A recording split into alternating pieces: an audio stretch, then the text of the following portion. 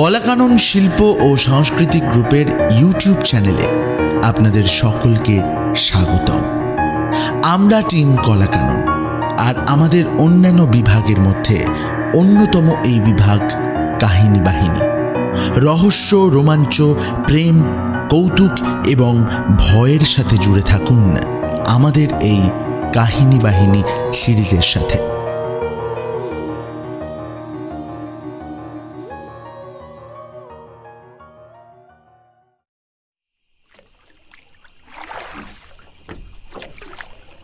বুড়ো মাঝিটাকে তাড়া লাগানো বৃথা জেনেই অনিমেষ বহুক্ষণ আগে চুপ করেছিল।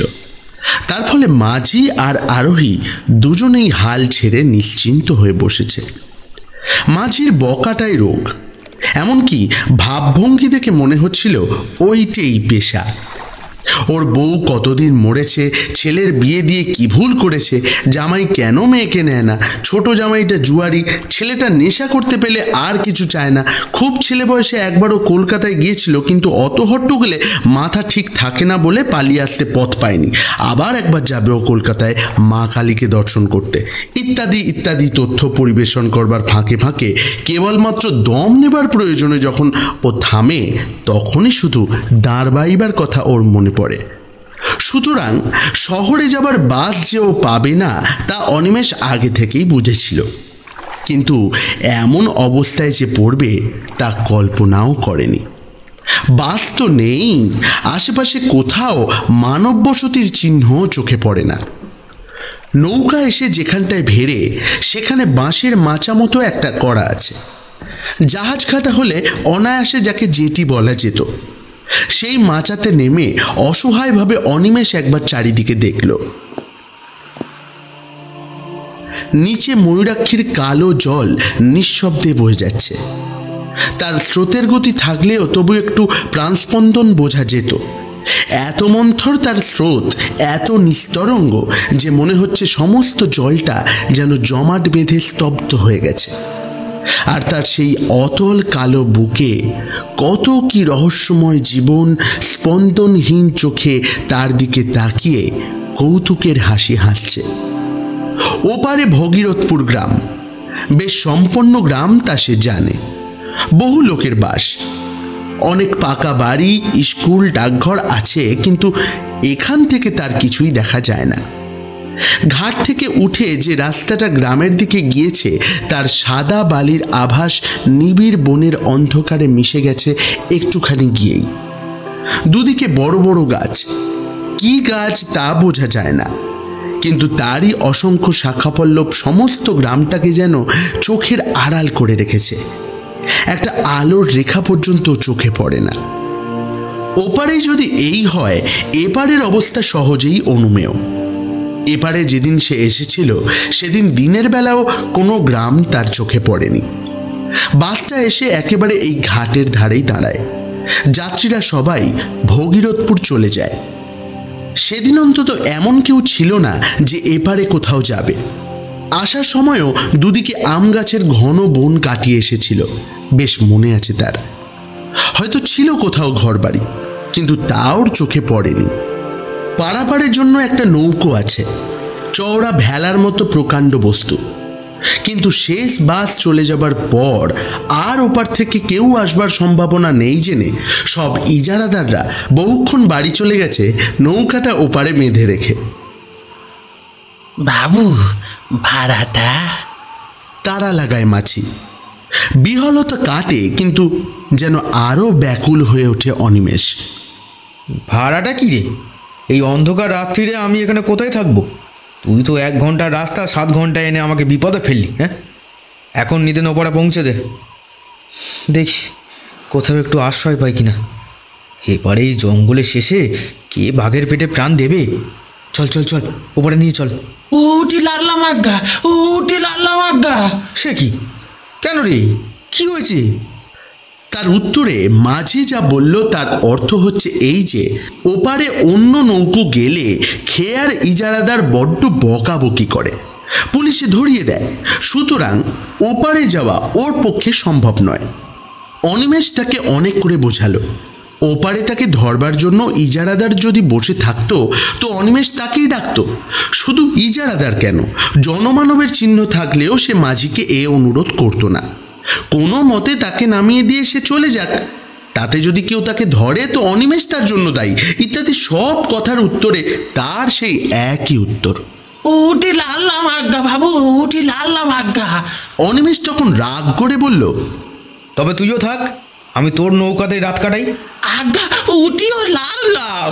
শুধু তাই নয়, দাঁড়ের একটা ধাক্কা দিয়ে নৌকোটা খানিকটা দূরে সরিয়ে নিয়ে গেল। টাকাটি সুরে দেন কেনে, বাড়ি চলে যাই। তবে টাকা আবার পাবি নে, যা। রাগ করে বলে অনিমেষ, কিন্তু যখন দেখে বুড়োটা সত্যি সত্যি একটা নিঃশ্বাস ফেলে ঘরমুখো হচ্ছে, তখন সে একখানা 1 টাকার নোট দলা পাকে ছুঁড়েই দেয় তার দিকে। এই এনে যা, পথে ডুবে মরিস তো ঠিক হয়, মনে মনে বলে অনিমেষ। ব্যাস, এরপর সব পরিষ্কার। ওপারে ঘন বনের নিবিড় তমিশ্রা, সামনে অতল শান্ত জলে তারই রহস্য যেন জমাট বেঁধে, আর এপারে তার চারপাশ ঘিরেও দৈত্যের মতো কতকগুলো গাছপালা, ভয়াবহ অন্ধকার বিস্তার করে সমস্ত সভ্যতার চিহ্ন, এমনকি আকাশকেও যেন আড়াল করে রেখেছে।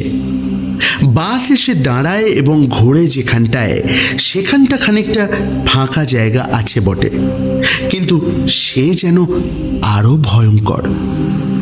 সুটকেসটা মাচার ওপর পেতে সেখানেই জেঁকে বসলো অনিমেষ। বাঘ ভাল্লুক যদি সত্যি আসে তো জলে ঝাঁপিয়ে পড়তে পারবে, এখানে খানিকটা তবু নিরাপদ। খড়খড় ঝটপট শব্দ করে কি একটা পাখি উড়ে বসলো তার মাথার উপর। ভয় পেয়ে চমকে উঠল অনিমেষ। কাছেই কোথাও শুকনো পাতার ওপর দিয়ে কি একটা সরীসৃপ চলে যায় বোধহয়। সামান্য শব্দ, তবু বেশ স্পষ্ট। জলের মধ্যে হঠাৎ একটা মাছ ডিগবাজি খায়, ওইটুকু আওয়াজ, কিন্তু অনিমেষের মনে হলো যেন বন্দুকের শব্দ উঠল কোথায়। বিশ্রী লাগছে। নক্ষত্রের আলোতে যতদূর দৃষ্টি চলে, বহুক্ষণ ধরে ধরে হাত ঘড়িটা দেখল। মাত্র রাত 9টা। কলকাতায় সবে সন্ধে, কিন্তু এখানে মনে হচ্ছে নিশুতি রাত।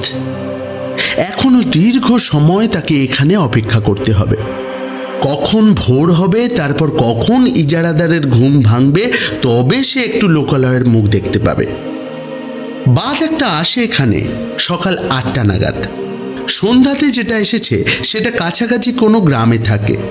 7টা নাগাদ এখানে এসে দাঁড়ায়, অর্থাৎ প্রায় 12 ঘন্টা এখনো।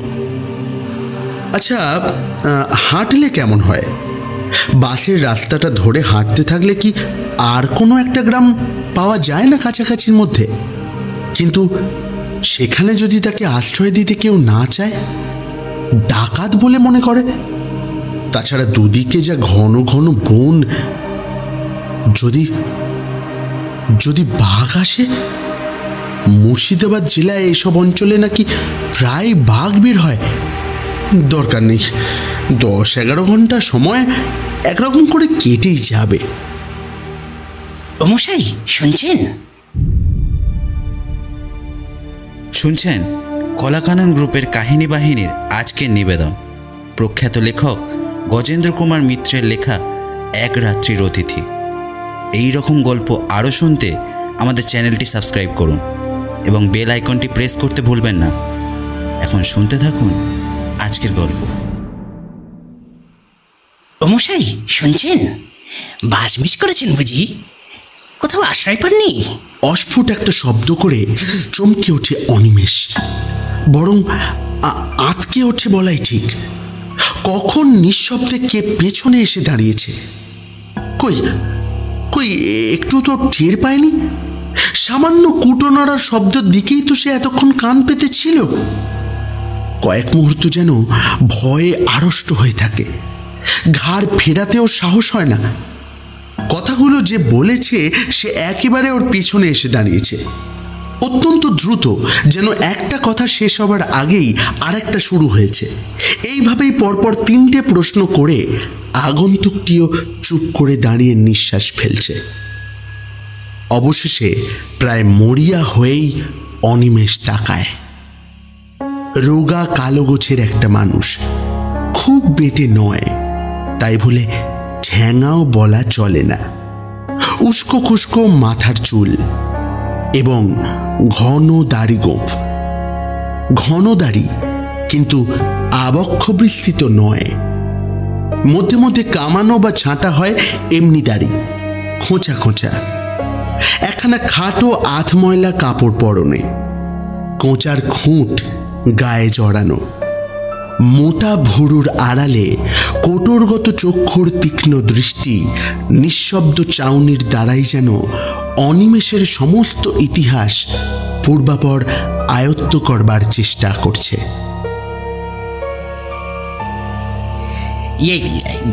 বলছিলাম যে আপনি বোধহয় কোথাও আশ্রয় পাচ্ছেন না, না? তাহলে বরং চলুন না হয় আমার কুটিরেই, কোনো মতে রাতটা কাটিয়ে দেবেন। হায় রে, আগুল ফম্বিত কুন্তলা, বনমালা শোভিতা কপাল কুণ্ডলারা শুধু উপন্যাসেই দেখা দেয়। ছাগ্গে নবকুমারের অদৃষ্ট তার নয়, তা সে জানে। তাই বলে কি ওর চেয়ে ভদ্র চেহারার কেউ জুটতে নেই? এই লোকটাকে দেখেই যেন পাগল পাগল বলে মনে হয়। শেষ পর্যন্ত এর আশ্রয়ে গিয়ে কি আরো বিপদে পড়বে? কি বলেন, যাবেন নাকি? আপনি এখানে, মানে? আমার এখানেই একটা ঘর আছে, এই যে। লোকটা আঙুল দিয়ে দেখায়। সত্যি তো, এই তো, বলতে গেলে তার সামনেই পাড়ের ওপরে একখানা খড়ের ঘর। ও অঞ্চলে যেমন হয় আর কি, তেমনি। আশ্চর্য, এতক্ষণ তার চোখে কি হয়েছিল? লোকটা বোধ হয় তার মনের ভাব বুঝেই হেসে বললে, ঘরে আলো ছিল নাকি না, তাই অন্ধকারে টের পাননি। আমিও বাড়ি ছিলাম না, নদীর ঘাট দিয়ে দিয়ে একটু বেড়াতে গিয়েছিলাম। অন্ধকারে একা একা বেড়াতে আমার বেশ লাগে। এখানে বাঘের ভয় নেই? আছে বই কি, তবে আমার অত ভয় নেই। মরবার ভয় করি না, করে লাভই বা কি বলেন? মরতে তো একদিন হবেই। না, লোকটাকে ঠিক পাগল বলে তো মনে হয় না। চলুন চলুন, ঘরে বসেই কথাবার্তা হবে এখন, চলেন। লোকটা তাড়া লাগায়। চলুন বলে সুটকেসটা তুলে নেয় অনিমেষ। একখানা নয়, পাশাপাশি দুখানা ছোট ঘর, সামনে এক ফালি দাওয়া। ভেতর দিকে আরও কি আছে তা ওর নজরে পড়ল না। দাওয়া বেশ ঝকঝকে করে নিকানো পরিচ্ছন্ন। লোকটি আগে আগে পথ দেখিয়ে গিয়ে, দাঁড়ান, আলো জ্বালি বলে ওকে দাওয়াতেই দাঁড় করিয়ে রেখে দৌড় খুলে ভিতরে ঢুকল। তালা চাবির বালাই নেই, দৌড় শুধু ভেজানোই ছিল। লোকটা ঠেলা দিতেই নিঃশব্দে তা খুলে গেল। ভেতরে ঢুকে আশ্চর্য রকম ক্ষিপ্রতার সঙ্গে একটা আলো জেলে লোকটা বলল, আসুন, ভেতরে আসুন। হ্যাঁ হ্যাঁ চলুন। ঘরে আসবাবপত্র বেশি ছিল না। একটা তক্তপোষের ওপর একটা মাদুর বিছানো, শয্যা বলতে এই, একটা বালিশ পর্যন্ত নেই। একপাশে একটা দড়ি টাঙানো, তাতে খান্দুই কাপড়, তার মধ্যে একটা লাল মেঝেতে জলের মেটে কলসি, একটা কাঁসার ঘটি এবং পেতলের পিলসুচে একটা মাটির প্রদীপ। এছাড়া আর কোথাও কিছু নেই। বসুন বসুন, ওই চৌকিটার উপরই বসুন। হ্যাঁ হ্যাঁ। তারপর খানিকটা নিঃশব্দে দাঁড়িয়ে নিজের 2 হাত ঘষে কেমন এক রকমের বিচিত্র হাসি হেসে সে বললে, ভালো বিছানা আমার নেই, ওই সুটকেসটা মাথায় দিয়ে শুতে হবে। আর খাবারও তো কিছু দিতে পারবো না, ঘরে আমার কিছুই নেই। আপনি মদ খান? যেন একটা আকস্মিক উগ্রতা দেখা দেয় তার প্রশ্ন করবার ভঙ্গিতে। আরে না না না না, রক্ষে করুন, কিচ্ছু ব্যস্ত হবেন না আমার জন্য। আশ্রয় পেয়েছি এই ঢের। ওই আশ্রয়টুকুই যা, বাঘ ভাল্লুকের হাত থেকে তো বাঁচলেন অন্তত। তা আশ্রয় ভালোই, ঘরখানা মন্দ নয়, কি বলেন? বলতে বলতে হেসে ওঠে সে। সাদা ঝকঝকে দাঁত কালো দাড়ির ফাঁকে চকচক করতে থাকে। অনিমেষের যেন ভালো লাগে না তার ভাবভঙ্গি। আবারও সেই সন্দেহটা তার মনে জাগে, পাগলের পাল্লা এসে পড়ল নাকি? আচ্ছা, আপনি এখানে কি করেন? আপাতত কিছুই না। আচ্ছা বসুন, আমি আসি। মুখ হাত ধোবেন নাকি? ধুতে পারলে ভালোই হতো, কিন্তু অনিমেষের তখন নড়তে ইচ্ছে করছে না। সে বললে, না না, দরকার নেই। লোকটি বেরিয়ে গেল। অনিমেষ স্তব্ধ হয়ে বসে রইল। ভালো বোধ হচ্ছে না তার, কেমন যেন একটা অস্বস্তি হচ্ছে। কি করে লোকটা এখানে? এমন একাই বা থাকে কেন? ঘরে কোনো রকমের কিছু খাবার নেই তো ও নিজে খায় কি? চোর ডাকাত নয় তো? লোকজনকে ভুলিয়ে এনে শেষে, না, ঈশ্বর বাঁচিয়েছেন। ব্যাগে ওর খান কত পুরনো কাপড় জামা ছাড়া আর কিছুই নেই। পকেটেও মাত্র টাকা 6 আছে। কিন্তু একটু পরেই সমস্ত দেহ হিম হয়ে ওর মনে পড়ে, এইসব উদ্দেশ্যে যারা নিয়ে আসে ভুলিয়ে, টাকা না পেলে তারা নাকি আরো হিংস্র হয়ে ওঠে। তাছাড়া মেরে ফেলে তো দেখবে কি আছে না আছে। ওদের দেশে একবার খুব ডাকাতের উপদ্রব হয়েছিল। তারা একটা লোককে খুন করার পর পেয়েছিল মাত্র একটা আধলা।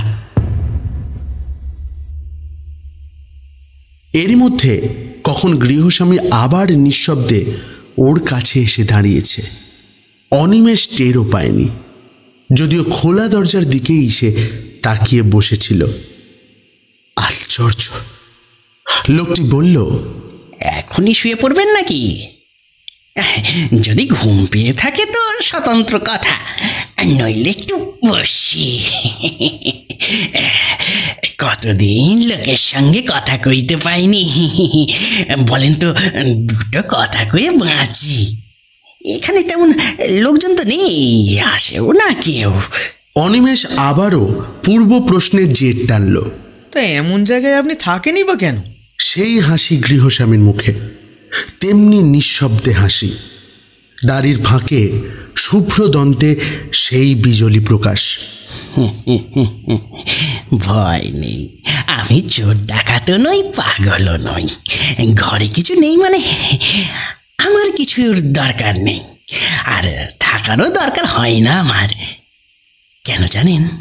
তারপর যেন কতকটা অসংলগ্নভাবেই বলে ওঠে, আমি সাধক, তান্ত্রিক সন্ন্যাসী।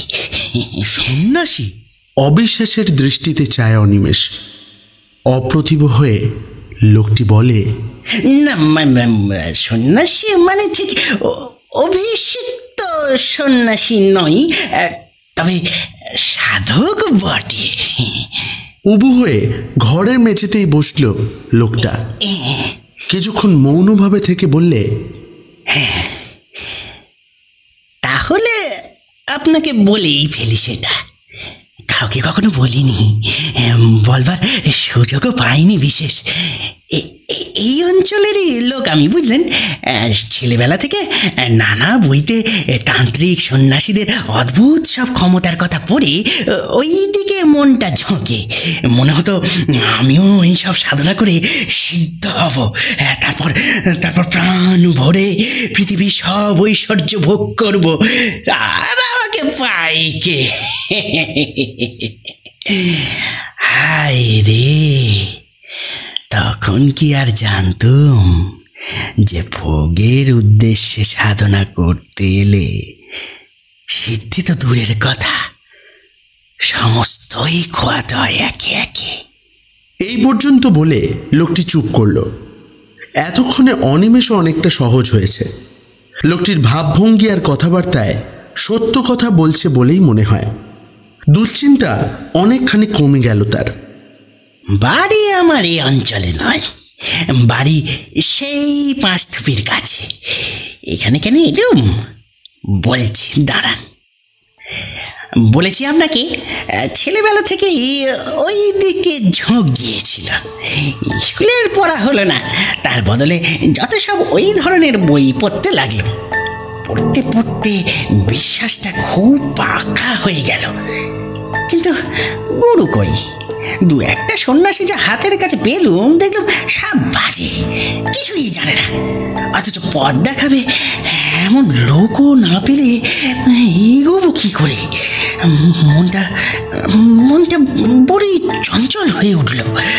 খাবার চিন্তা ছিল না, মাথার উপর বাবা বড় ভাই ছিল, জমি জমা তারাই দেখাশোনা করত। অবশ্য আমি বকুনিও খেয়েছি ঢের, কাজকর্ম কিছু করি না বলে। কিন্তু সেসব গায়ে মাখিনি। তবে যত দিন যেতে লাগলো, মনটা ততই ব্যাকুল হয়ে উঠল। শেষমেশ আমার 23-24 বছর বয়সের সময় বাড়ি থেকে সামান্য কিছু টাকা নিয়ে বেরিয়ে পড়লুম। বেশ বুঝেছিলাম ঘরে বসে আর কিছু হবে না। এ তীর্থ ও তীর্থ করে অনেক দেশই ঘুরলুম, ভালো চাকরি, ভালো বিয়ে করার অনেক সুযোগও পেয়েছিলুম। সংসার, বুঝলেন মশাই, মায়ার ফাঁদ পেতে রেখে দেয় সারা জগতে। যাই হোক, সেদিকে মন ছিল না বলে কেউ বাঁধতে পারলে না। কিন্তু আসল যা উদ্দেশ্য, তাও ফেরার পথে বলতে গেলে বাড়ির কাছে এসে হঠাৎ একজনকে পেয়ে গেলাম। বক্রেশ্বরের শ্মশানে এক সাধু থাকতেন শুনলাম। উলঙ্গ থাকেন শ্মশানে শুয়ে, কেউ খেতে দিলে খান, নইলে এমনিই থাকেন। কাঁচা মাংস, পাতালতা, এমনকি বিষটা খেতেও তার আপত্তি নেই বোধহয়, এমন নিষ্প্রিয় তিনি। খোঁজ করে করে গেলুম। প্রথম তো দেখাই পাওয়া যায় না, শেষে 3 দিন ধর্ণা দিয়ে পড়ে থাকতে দর্শন পেলুম। বিপুল দেহ, তীক্ষ্ণ দৃষ্টি, পাগলের মতো ভাবভঙ্গি, কিন্তু পাগল নন। না না না না, পাগল নন। আরে একদিন আমার চোখের সামনে দুদিক থেকে দুদল ভক্ত তাকে দর্শন করতে আসছে দেখি আমার চোখের সামনে শিয়ালের দেহ ধরে বনের মধ্যে গিয়ে সেদুলেন। কেউ আর খুঁজেই পেল না।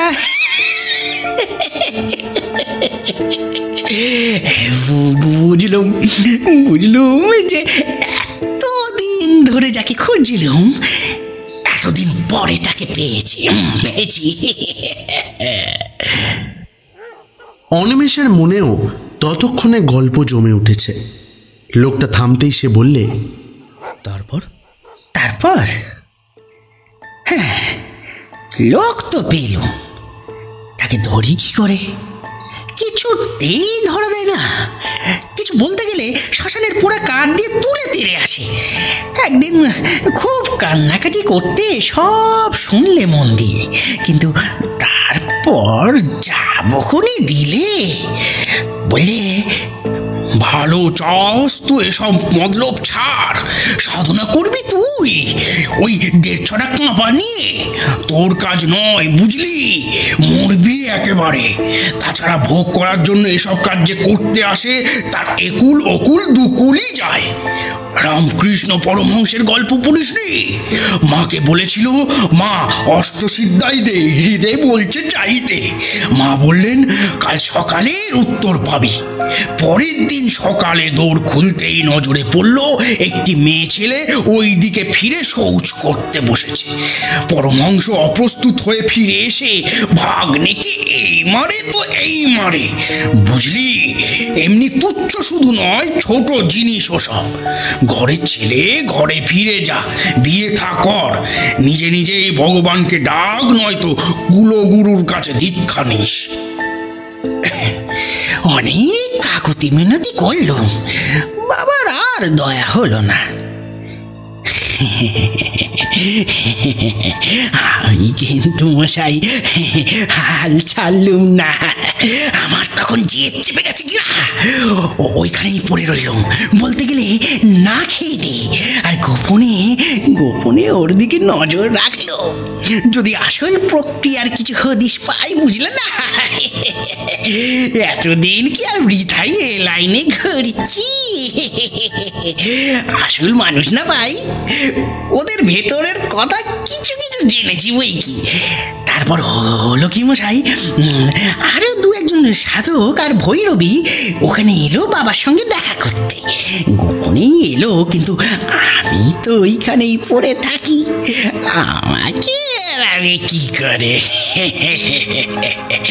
পর পর কদিন ওদের চক্র বসলো, তাও দেখলুম। মনে হলো যে আর কি সব শিখে গেছি। ওখান থেকে রওনা হয়ে আর বাড়ি ফিরলাম না। নির্জন স্থান, অথচ শ্মশান, লোকালয় আছে, এইরকম জায়গা খুঁজতে খুঁজতে এসে পড়ল। পথে নলহাটিতে একজন তান্ত্রিকের কাছে দীক্ষাও নিয়ে এলো। ও মশাই, এলুম তো এখানে, কিন্তু সাধনার হয় না। প্রথম দিন থেকে বিঘ্ন। উপকরণ জোটে তো দিন পাইনি, দিন পাই তো উপকরণ নেই। শেষে অনেক কৌশল করে অনেক নিচে নেমে যদি বা সব জোগাড় করলুম, মঙ্গলবার অমাবস্যার রাত পেয়ে যেমন আসন করে বসেছি, কি বিঘ্ন। ধ্যানে মন দেব কি, কিছুতেই মন স্থির করতে পারি না। এখন এটা বাসের রাস্তা হয়ে শ্মশান এখান থেকে সরে গেছে। আগে আগে এইখানটাতেই শ্মশান ছিল। এখন যেখানে ঘর দেখছেন, এই যেখানে আমরা বসে আছি, এইখানেই সেদিন আসন করে বসেছিল। নিজের অজ্ঞাতেই অনিমেষ যেন একটু সরে বসে, তারপর বলে, আচ্ছা, বিঘ্ন কি রকমের? ভয় পেলেন? শুনেছি তো এইরকম সাধনায় বসলে প্রথম প্রথম নানান রকমের ভয় দেখায়, কিন্তু সেটা শুধুই এই পরীক্ষা করার জন্যে। আপনিও তো সেরকম শুনেছিলেন নিশ্চয়, তবে ভয় পেলেন কেন? হাসল লোকটা আবারও। কাউকে ছেলে মানুষই করতে দেখলে বিজ্ঞ মানুষেরা যেমন করে হাসে, কতকটা তেমনি হাসি। বললে,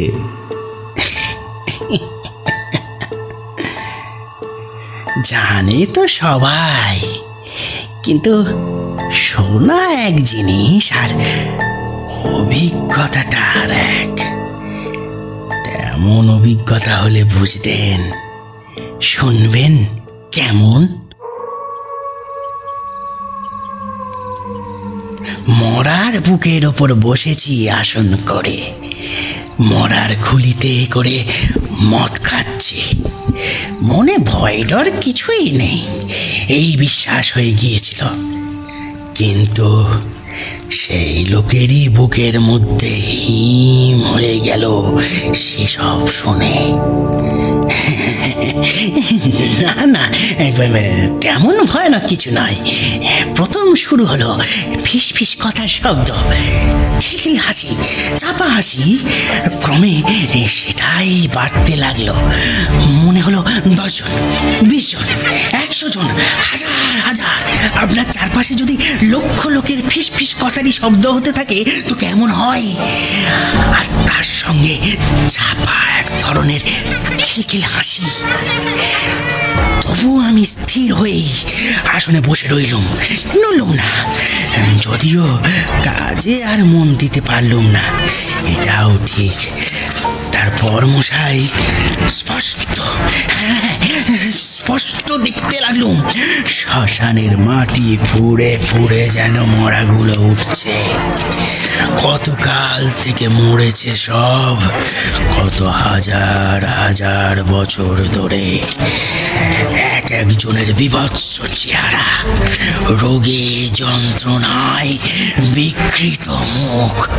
কেউ বা খুন হয়েছিল, কেউ বা ঠ্যাঙারের হাতে প্রাণ দিয়েছে, কেউ বা গলায় দড়ির মোড়া। ঠিক সেই অবস্থায় উঠেছে, তেমনি কন্দ কাটা কিংবা হাড়গোড় ভাঙা অবস্থায়। সকলেরই মুখে রাগ, চোখের দৃষ্টিতে আগুন।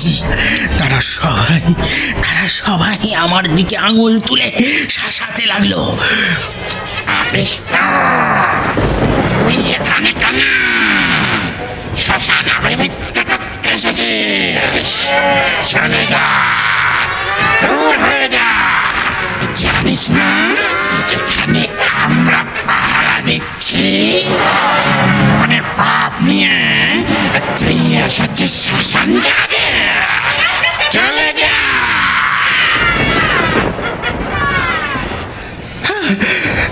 তার মধ্যে একজনের আবার শুধু কঙ্কাল। বোধহয় তাকে পুঁতে রেখেছিল কোথাও মেরে চিরকালের মতো। প্রাণপণে চেঁচিয়ে উঠলাম, যাবো না, যাবো না, উঠবো না, আমি যাবো না, আমি যাবো না। ব্যাস, আর যাই কোথায়? সেই কঙ্কালটা আরো এগিয়ে এসে তার সেই অস্থিময় আঙুল কটা দিয়ে আমার গলা চিপে ধরলো।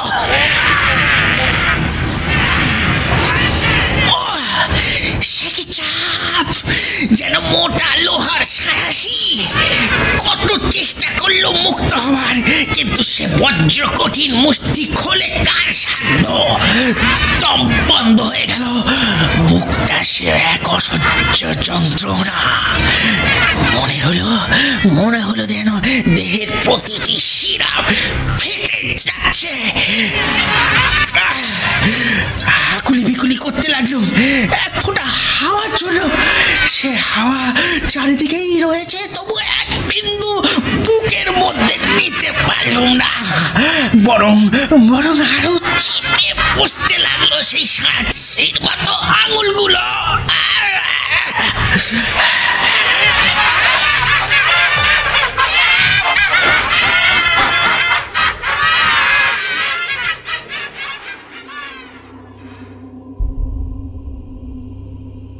তারপর রুদ্ধ নিঃশ্বাসে প্রশ্ন করে অনিমেষ, তারপর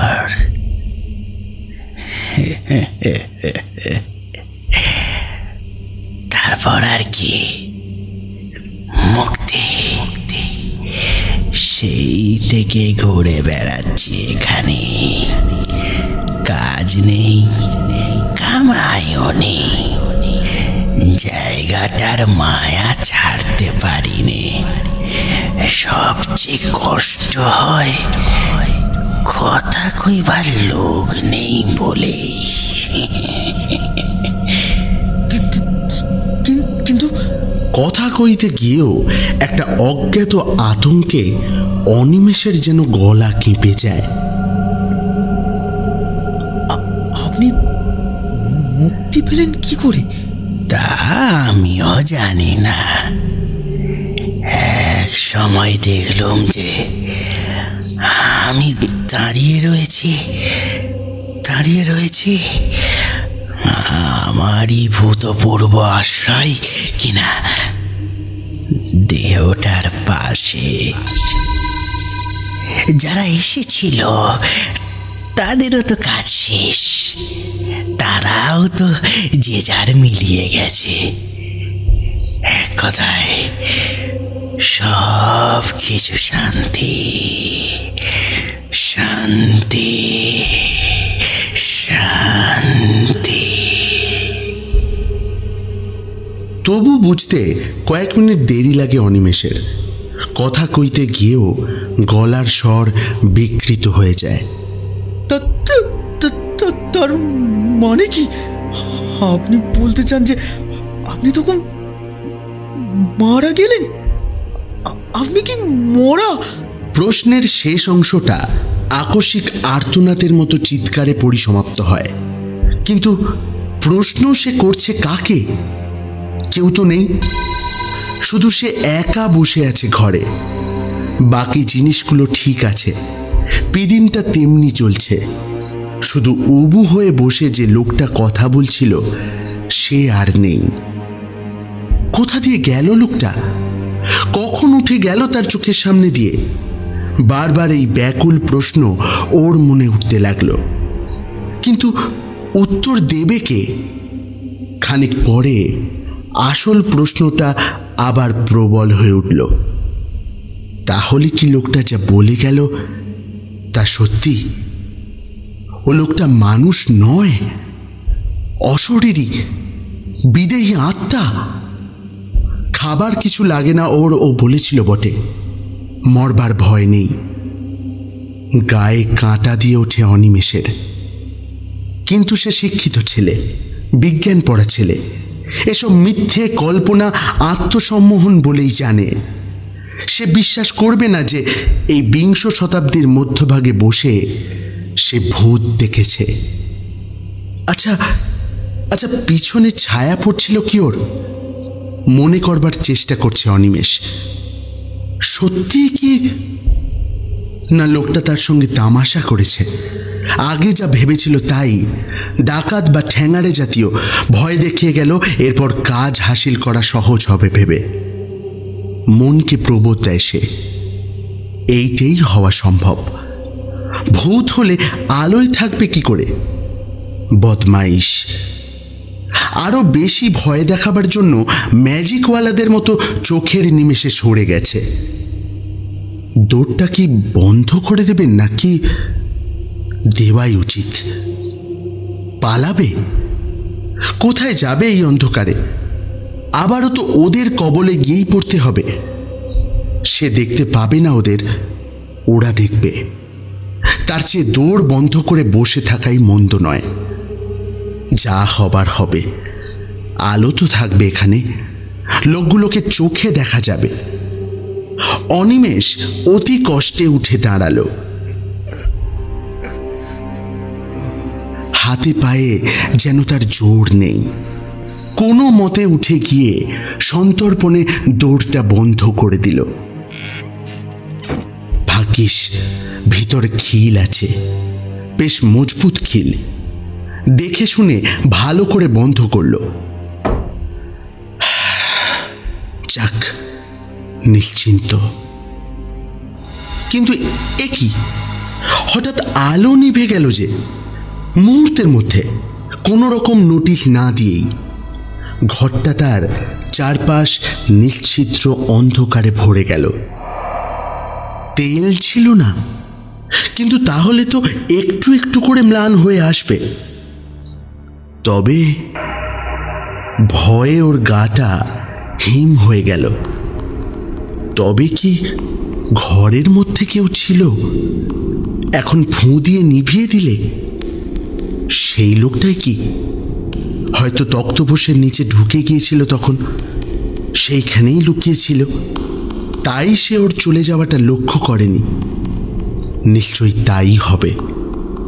কি সর্বনাশ! এই যে হিতে বিপরীত হলো। ওদের হাত থেকে বাঁচতে গিয়ে একেবারে ওদের মুঠোর মধ্যেই এসে পড়ল। পকেটেতে দেশলাই পর্যন্ত নেই। যতদূর মনে পড়ে ব্যাগও নেই। ব্যাগটাই বা কোথায়? চৌকিটা যে ঠিক কোন দিকে তাও তো মনে পড়ছে না। উফ, কি বদমাইশ লোকটা! ক্রুদ্ধ স্বরে, হয়তোবা একটু ভীত কণ্ঠেই অনিমেষ বলে উঠল, কে ওখানে? আলো চলো বলছি শিগগির, নইলে ভালো হবে না। দেখিয়ে দেবো মজা। কি হলো, চলে না? নিস্তব্ধ চারিদিকে। কোথাও কোনো জনপ্রাণী আছে বলে মনে পড়ে না। রহস্যময় সুগভীর স্তব্ধতা। ঘরে কি জানলা ছিল? তাও তো কিছু মনে পড়ছে না ছাই। জানলা খুলে দিলে তবু একটু নক্ষত্রের আলো আসে। অনেকক্ষণ চুপ করে দাঁড়িয়ে থেকেও জানলা কোন দিকে মনে পড়ল না। আচ্ছা, একটু এগিয়ে গেলেই তো দেওয়াল, হাতড়ে দেখতে দোষ কি?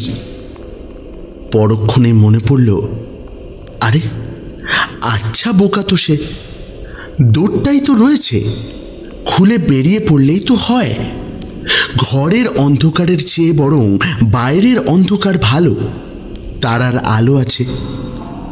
ব্যাগটা থাকবে, প্রাণটা তো বাঁচুক। যেদিকে দৌড় দিয়েছে এই মাত্র সেই দিকেই হাত বাড়ালো। কই সে দরজা? অথচ ও তো সবে বন্ধ করে এপাশে ফিরেছে আর আলো নিভেছে।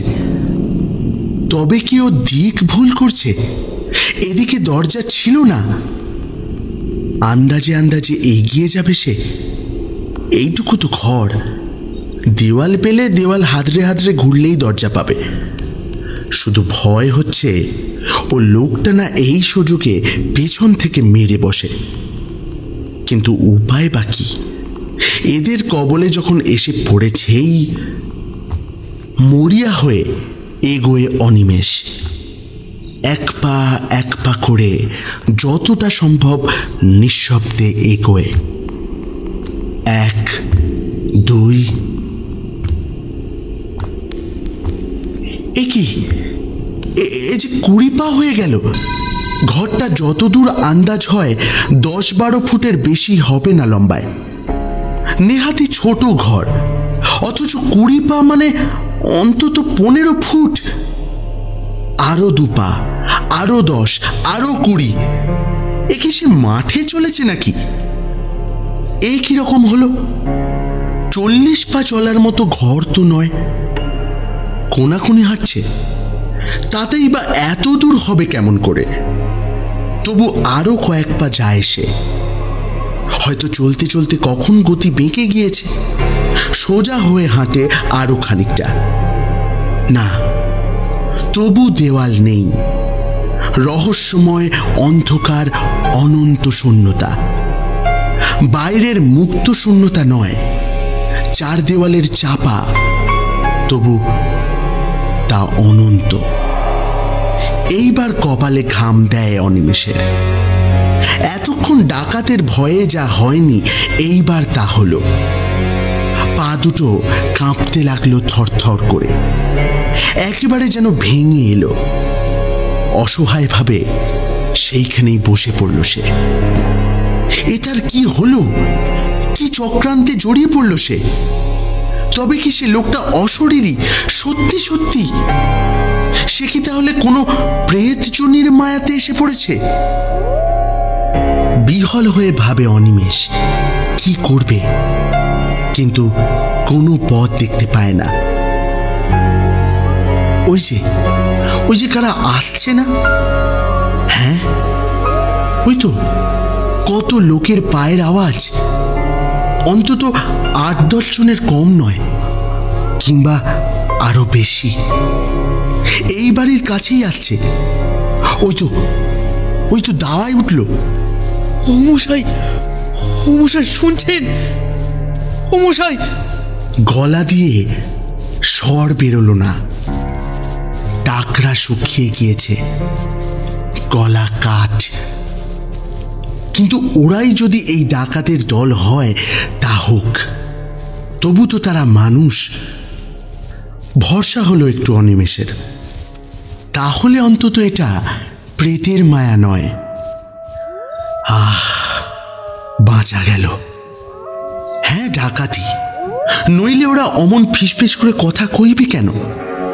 বহু লোক যেন পরস্পরের সঙ্গে ফিসফিস করে কথা কইছে। আরো লোক বাড়ছে, আরো বহু পায়ের শব্দ, অসংখ্য অগণিত ফিসফিস করে কথা বলার আওয়াজ। এ কি, ওরা ঘরে ঢুকছে নাকি? কেমন করে ঢুকলো? ওই যে চারিদিকে শব্দগুলো এগিয়ে আসছে, ওরই চারপাশে, খুব কাছে। খিলখিল করে চাপা হাসির শব্দ। অনেকে হাসছে, তবু শব্দটা খুব জোর নয়। মাথা থেকে পা পর্যন্ত বরফ নেমে যায় যেন দেহের মধ্যে। হাতে পায়ে আর কোনো সার থাকে না। আতঙ্ক যে এমন জিনিস তা আগে অনিমেষ কল্পনাও করেনি। মস্তিষ্ক শুদ্ধ যেন নিষ্ক্রিয় হয়ে আসছে। চিৎকার করবে, সাধ্য নেই। পালাবে, পথ কই? কিন্তু কিছু তো একটা করা উচিত। লোকগুলো যেন তাকে ঘিরে ধরেছে। তাদের দূষিত তীব্র উষ্ণ নিঃশ্বাস তার সর্বাঙ্গে। মনে পড়ে গেল লোকটার বর্ণনা। সেও তো এমনি ফিসফিস করে শব্দ শুনেছিল, এমনি হাসি। তারপর সেই মৃত পুনরুত্থান, সেই কঙ্কালের অভিযান। তারও অদৃষ্টে কি তাই হবে? সে তো কোনো দোষ করেনি, সে তো সাধনা করতে আসেনি সবের বুকের ওপর চড়ে। অকস্মাৎ কে একজন হাহা করে হেসে উঠল তারই আশেপাশে কোথাও।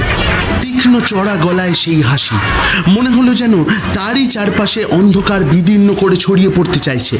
আবারও চারিদিকের দেওয়ালে ধাক্কা খেয়ে ফিরে আসছে তারই চারিদিকে। বহুক্ষণ ধরে সেই হাসির শব্দ ধ্বনিত আর প্রতিধ্বনিত হতে লাগলো তাকে ঘিরে। বিশ্রী তীক্ষ্ণ একটা উপহাসের হাসি। সে হাসির জাল যেন তাকে চারিদিকে ঘিরে ধরেছে, আর নিস্তার নেই। প্রাণপণ চেষ্টায় মরিয়ার মতো চিৎকার করে উঠল একবার অনিমেষ। হে ভগবান, এ কি করলে ভগবান? সত্যি তো, ভগবানের কথা তো তার মনে ছিল না। তাকে তো সে একবারও ডাকেনি। হে ভগবান, হে হরি বাঁচাও, হে রামচন্দ্র বাঁচাও। সুগভীর ক্লান্তি আর অসহ তন্দ্রায় চৈতন্য শিথিল হয়ে আসে তার।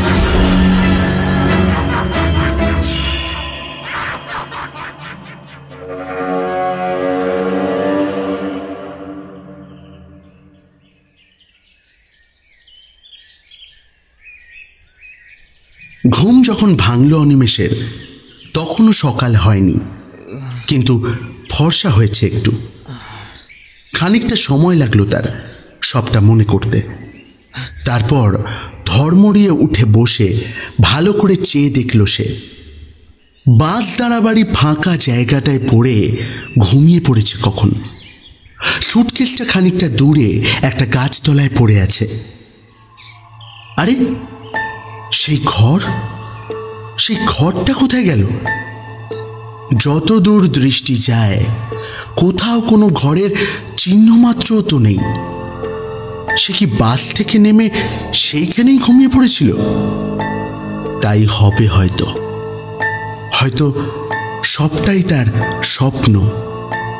সে উঠে নদীতে গেল মুখ হাত ধুতে।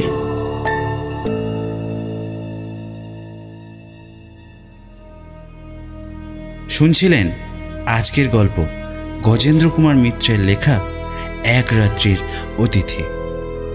গল্পের সূত্রধার আমি চন্দ্র। গল্প পাঠে কৌশিক জানা।